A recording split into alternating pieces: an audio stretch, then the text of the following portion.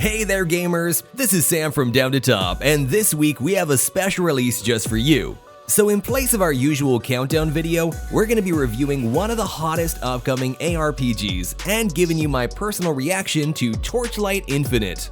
So upon first trying out this AAA quality console level mobile game, I gotta say it is visually stunning. It features a unique storyline, fantastic characters, top-notch dialogue, and some of the best graphics on mobile. Also, it's filled with lots of deadly creatures, action, loot, magic, and some pretty crazy bosses.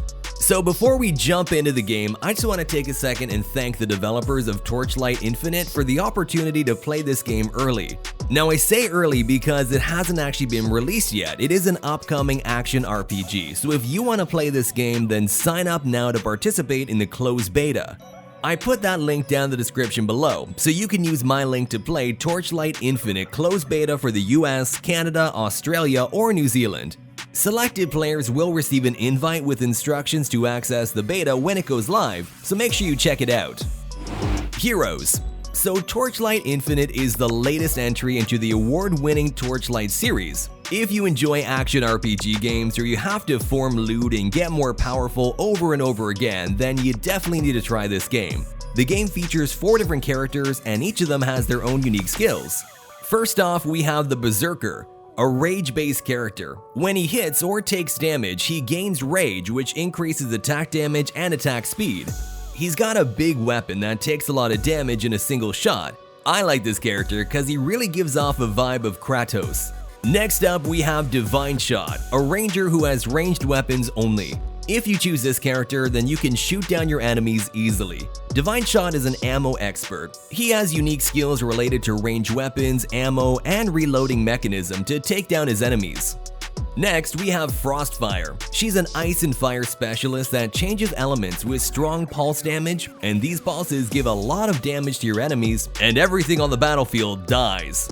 And finally, we have Space-Time Witness. He's a type of magical character class that uses spells ranging from manipulation of the natural elements. He can generate twisted space-time centered on yourself and gaining significant buffs remaining within the twisted area.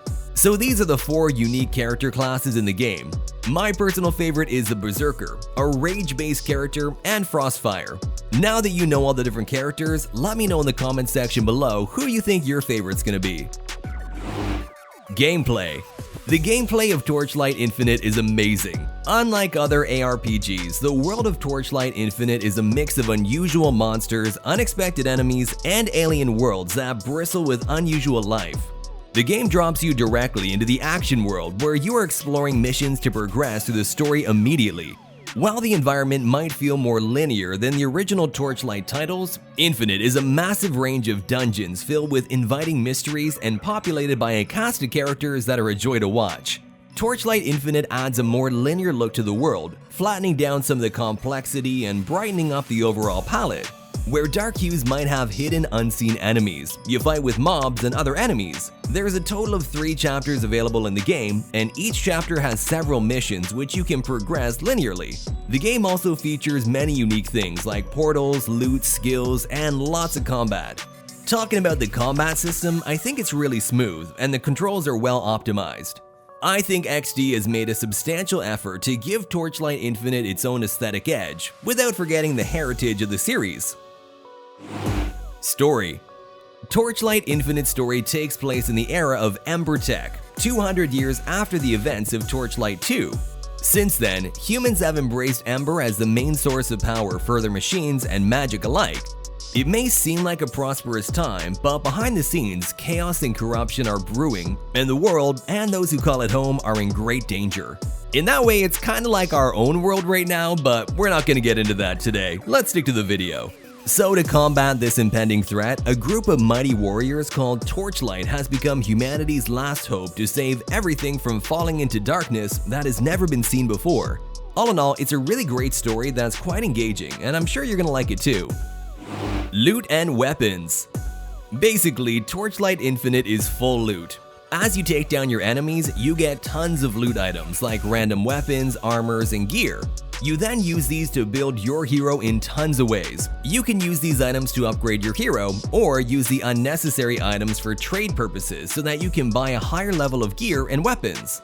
Also, each weapon has its own levels with damage and survival ability, so it's obvious if you equipping the best and rare set of gears and weapon, then it definitely increases the overall strength of your hero, which helps you destroy more enemies with less effort.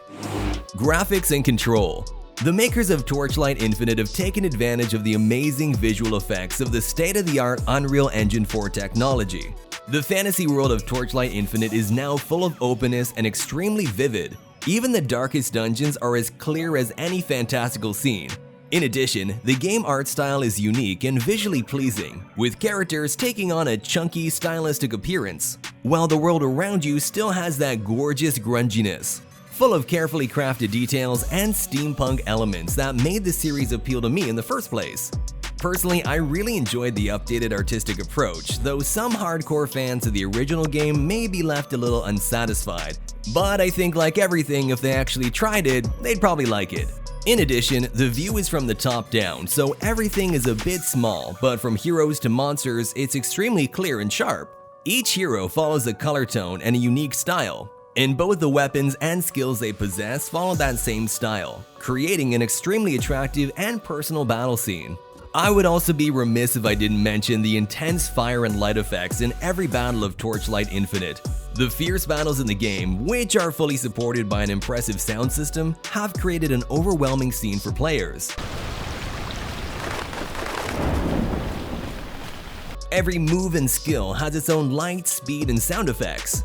Now talking about controls. The controls of Torchlight are pretty solid and it's easy to pick it up, with the standard joystick at the bottom left of the screen and your abilities on the right. Early in the game, there's a satisfying feeling of power provided by your explosive magic attacks, which only grow alongside as you delve deeper. Talent and skill.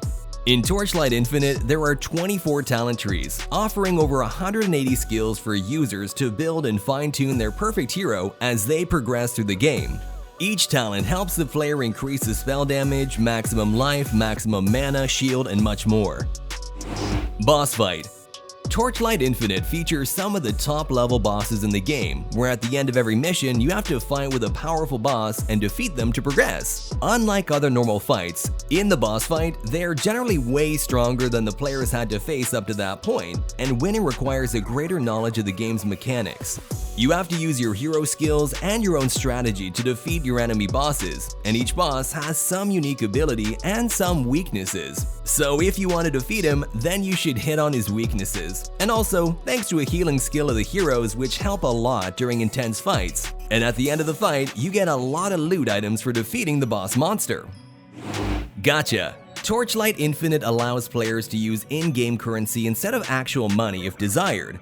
While the gacha element of the game has to be used to obtain new skins and weapons. So to get rare skins, you have to go to Bag, then Info, then Outfit. After that, click on Unlock. We get two options for one legendary skin and the other for the Pact.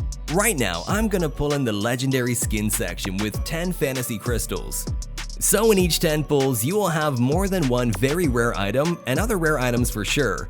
And if you're lucky, you can get legendary items very fast, like I get Flame Warrior skin. When you do get like a copy of something, so you're able to kind of press it onto your own, or if there's more pulls, there'll be a skip button. They'll turn into coins which you'll automatically be able to utilize to buy some of the skins. Like I use those coins to buy the Song of Gladiator skin, and it looks very cool and my character looks even more badass. So they really have done an extremely good job in making sure that they have this currency that if you want to buy extra to do more pulls, you can, but you can still gain this currency as you progress throughout the game, as you accomplish different missions. So, don't feel too bad if you don't get something right away, because eventually you'll have enough to do pulls on. And I want to mention that Torchlight Infinite offers the complete package with no pay-to-win mechanics. The only purchasable items are purely cosmetic, non-essential, and do not affect the game progression. Final thoughts. I really enjoyed my time with Torchlight Infinite so far. The combat is smooth and the graphics are top-notch and the controls are fluid. My overall experience is pretty good. Satisfying combat animation, exploring dungeons and maps, defeating bosses. The best thing about Torchlight Infinite is it's free to play with no pay-to-win elements, including heroes, items, skills, and maps. Instead, purely cosmetic and non-essential are available for those who wish to add more personality to their heroes. Currently, Torchlight Infinite is still in closed beta, so some features may be liable to change, but I look forward to seeing what the future looks like for this stylistic, fun little gem. In the meantime, you can pre-register for Torchlight Infinite on TapTap and have a glimpse of what you can expect when the game comes out. And also, you can check out the discussion forums and dev blogs for any news regarding Torchlight Infinite and info on its official launch across multiple platforms. So that's it for today. I hope you enjoyed the review of Torchlight Infinite. Let me know in the comments section if you're excited to play this game. And do you want to see more review videos on upcoming mobile games? If yes, let me know. That's all for Down to Top this week. Thank you for watching, and I'll see you next time.